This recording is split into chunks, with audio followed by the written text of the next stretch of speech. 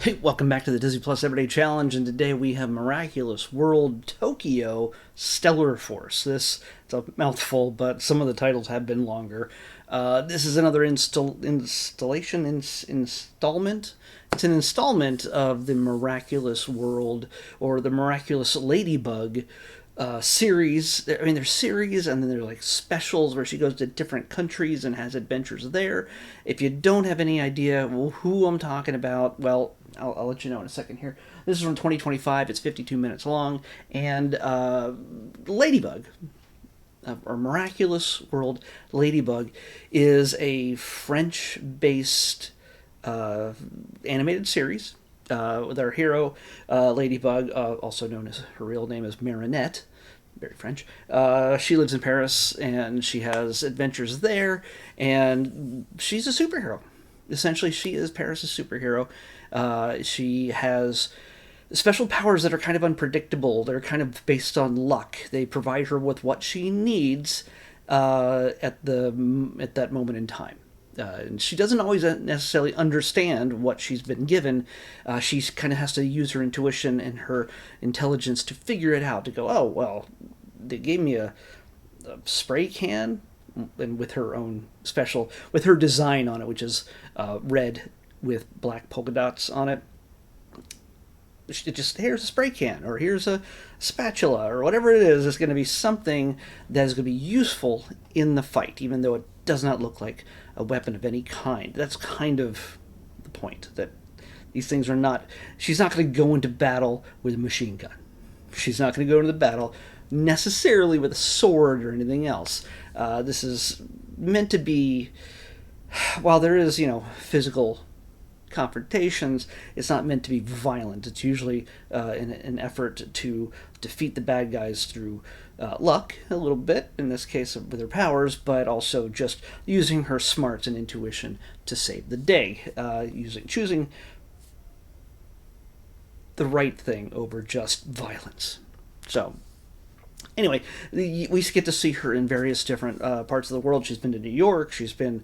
Did she go to Australia? I don't know. She's been all over. I've seen all of the things so far. This is the most recent one that I had not seen yet, and well, I'll get to that in a second. I don't want to spoil it for you.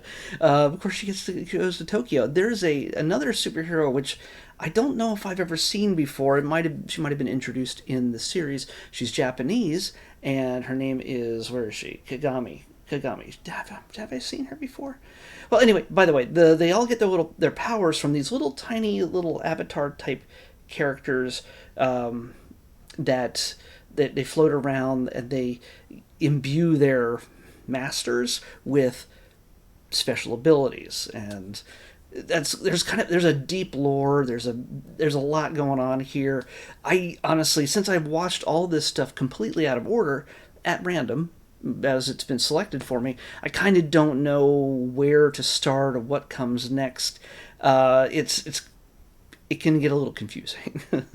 I would, if honestly, this is, yes, it's made for kids, but I adore it. It's actually really fun, and Marinette is a fun, very self-conscious at times, young woman who wants to do what's right. And yes, there are tons of superhero tropes. There's not a shortage of those.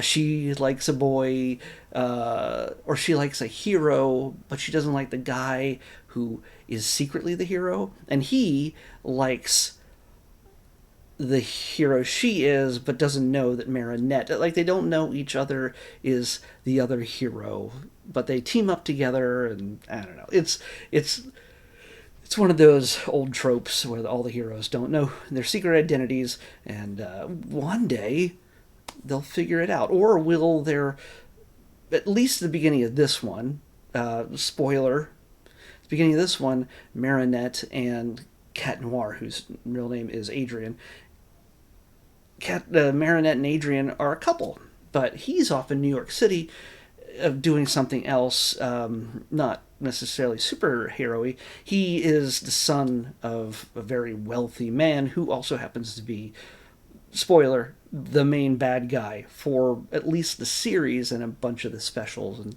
things that they have. I don't know. Things change at some point, and I think yeah, something happens to him. But yeah, again, it's a really long story. It's best to maybe look it up and see what order you should be watching each of these things in, if you're at all interested in watching them, picking whichever the first one is. But they're good fun.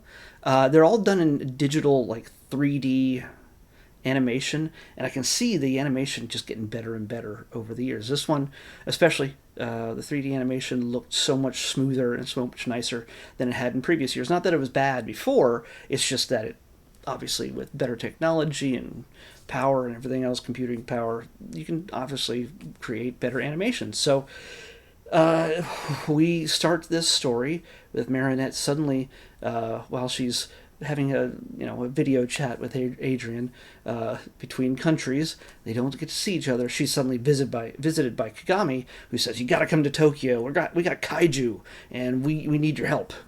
We? Who's we? And I thought you live in France. Well, everybody's got their big own backstory, and it does get explained. But Marinette somehow gets permission from her parents, who also don't know that she's a superhero. I'm pretty sure at this point they still don't. And so they head to Tokyo. But one of the great things about this is, if you're going to Tokyo, and you have a show that, by the way, while it leans a lot on Western style superhero storytelling, it does borrow heavily, even in its 3D animated style, it does borrow heavily from anime. So, are you going to keep it in 3D animated style? No. You're going to go full anime. And it's pretty dang great. I don't know the animation group that company that did this, but it seems very familiar. But it also, at the same time, plays also on all the anime tropes you'd expect, and also, depicts Tokyo with no specifics. Not saying, oh, this is a specific prefecture or whatever, just part of town. If you've been to Tokyo, as I have, I can't stop telling you that, but if you've been to Tokyo, you recognize some of the neighborhoods, especially when they just do the quick high passovers from the plane.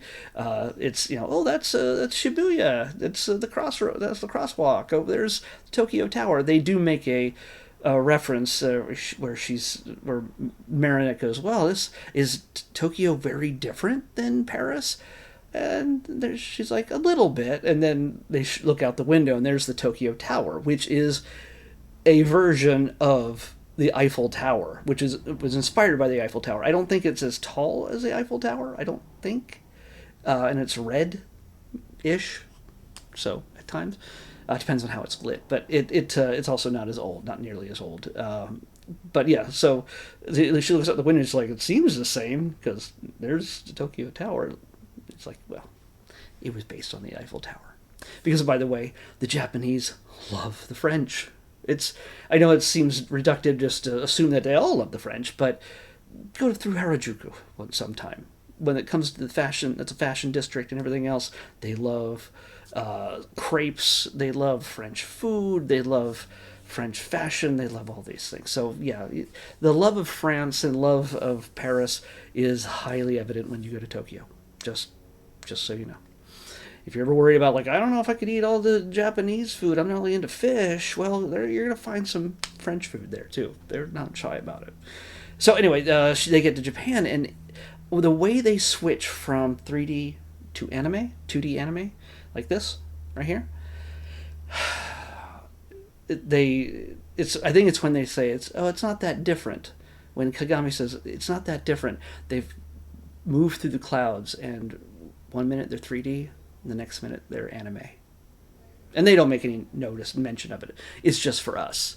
And then when they leave again, it switches back. So the 3D animation part is the framing sequence of the main story, which is told 95% of it is anime style. And so if you've ever wondered, hey, you know what, wouldn't it be cool if they had a Marinette anime show or series? Well, guess what? Yeah, you get one in this episode. And it does all the speed lines, and it does, like this. It's very Power Ranger-y, a little bit Sailor Moon, a little bit There's a, why can't I say the name? It doesn't matter. If you know anime, if you know classic anime, especially, you will see all the references to the anime that you either grew up with or are discovering every day. Because there is no shortage of anime. I think there's more anime than people on Earth. Everybody gets one anime, and hopefully you don't get one of the weird, awful ones. But there's some fantastic ones, and so yeah, this, yeah. So if you have a love of anime and this is a tribute to anime in many ways. There's kaiju, obviously. There's very Godzilla-ish at times from some of the angles that they shoot from or they animate from, I should say. Certain areas are depicted while they don't name them. Like I said, there's obviously one place that takes place in Sakusa, which is the Meiji Do. No, it's not the Meiji. It's there's a big shrine there. It's the oldest shrine in Japan, and it is it is a major sequence is animated there. In fact, the final battle is supposedly takes place there without saying so. But yeah, you get to see all different elements of Tokyo. For me, that's what was exciting for me to just re-experience it through the eyes of somebody who's not been to Tokyo as before as well. So it's fun to see Marinette figuring things out and realizing she has to take her shoes off when she goes in the house. She has to bathe with her friend, although it's not that type of anime. They're in the water. First she has to shower, then she gets in the bath, but they're still wearing towels. So yeah, there's not like they're just up to their neck in water, because they are two teenage girls. They're not going to be animating that for children. So they're wearing towels while in the bath. Do they do that? I don't know. I didn't bathe with anybody while I was in Japan. I missed out. I realized I did, but still, it's got all those elements. Plus Stellar Force, which has just way too many members. Like in every color you can imagine. It is a pride flag of color. It's a lot. So, and they have when you see the group of them together, not in costume, it's every single shape and style of character you can imagine in any Japanese anime. Just you recognize each one of them from different anime, at least stylistically. So it's kind of fun with that. So yeah, you get a kaiju battle, you get a Power Rangers kind of also. I'm completely blanking on all my anime knowledge. But how they join and to make a robot and stuff like that. All that stuff happens, and it's all done it's not mocking. It's very much a loving tribute to all the anime that inspired Miraculous in the first place in many ways, especially just the chaotic teenage romance element of it mixed with American superhero storytelling. So yeah, this is absolutely possibly my favorite of all the things I've watched so far in Miraculous. And if you're like, hey, they really build up a lore with these guys, all these characters. Yes, and by the way, there's also a major romance storyline that runs through this. Knowing that, again, this is an animated series that tends to lean towards having a female audience. Doesn't mean that guys can't enjoy it as well, but it has a definite teen romance angle to it without using Ladybug and Cat Noir at all. They're sort of ancillary, and Cat Noir only appears at the beginning and the end. He's not in the main story at all. I thought for sure he was going to jump into the story at some point, and he and Marinette were going to take things over, but nope. She is kind of just helping out in this. And it seems to be a backdoor pilot of sorts, because when I did a search on my tablet here to get the details on IMDb for Stellar Force, I just typed Stellar Force. And another entry came in, and it was for an animated, at least one episode for Stellar Force alone. Miraculous Stellar Force is what it's called. You can look it up on IMDb yourself, and it has a date of 2027. So, yeah, be watching out for that. probably coming to Disney Plus in 2027. So that should be fun. But yeah, if you get a chance, all this Miraculous stuff is pretty dang fun. Yes, uh, she's a little bit. Ladybug can be a little bit neurotic. Just about anybody is. They're teenagers. So if they're not disaffected, which would make for a very boring show, they're a little neurotic. So yeah. It's again, if you're wanting us to jump into a story that is French based, American translated, it's full American English voiceover. There's other languages, of course, as well, if you select that from the menu. And this one's set in Japan, so yeah. They go to London, they go to New York, did they go to Los Angeles at one point? I don't know. But they get around. So definitely check this out. It's good, fun animation. And I enjoy it unashamedly as a grown-up man. Here's tomorrow's episode 13. 13 is... Jeez. Okay, I'm going to definitely double-check this. We have 2 movies left. Yeah. 2. Well, now after this, we'll have 1 movie left in this quarter. After July, we'll be able to add on a few more things, but it's not more than I can count on my hand.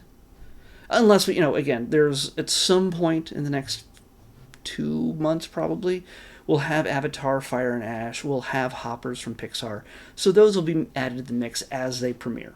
So far, as far as I know, I should check, but we don't have any more movies beyond the next movie after this one, which is one of those. I don't know if it's. I think it's a Lifetime Network thing, but it's also foreign, or it's A&E. I'm not sure, but it's a movie and it's called At Midnight. So we're really whittling down things that are longer. Obviously, when Avatar comes in, it'll be another 3.5 hours or something. But we're whittling down. The things I have to watch are going to be under an hour long, most of it. So we're going to say that we're going to watch At Midnight. If I don't suddenly appear seconds later after a little glitch, it means that we're going to watch it. Because, hey, we were supposed to watch something else last week, and they took it off. They put it on Hulu exclusive right before I got the chance to watch it. So it was there when it got picked. It was not there when I went to watch it. Does not make sense. So, At Midnight is what we're watching next on the Disney Plus Everyday Challenge. I'll see you back here tomorrow with that. Bye.